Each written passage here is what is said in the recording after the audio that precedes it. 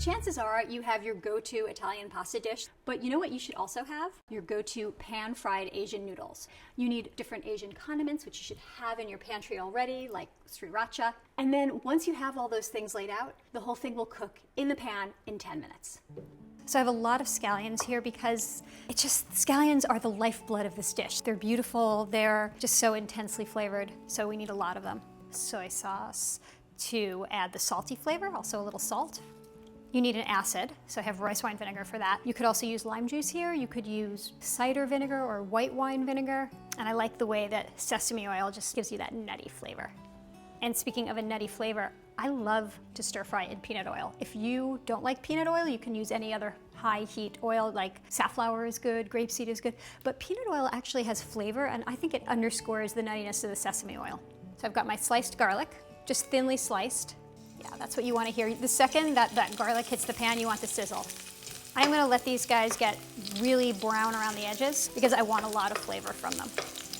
The scallion sauce, the reason I'm doing it in a bowl, I'm going to add half of it and I'm going to add the other half later on in the cooking process.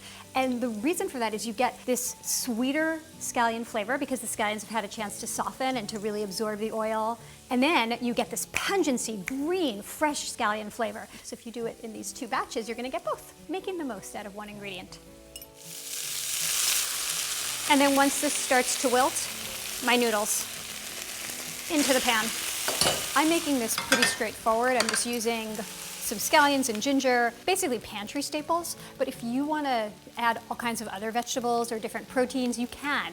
The only thing is to know when to add the different vegetables and the different proteins. So say that you're using edamame, which I love, or spinach. You add those at the end. But say that you wanted to add shiitake mushrooms or pieces of chicken or shrimp. You want to add those the first time you add the scallion mixture. Once you add the noodles, things like shrimp and shiitake won't really cook anymore because the noodles will be insulating them. Now I can add the rest of my scallions. Sriracha, fabulous hot sauce.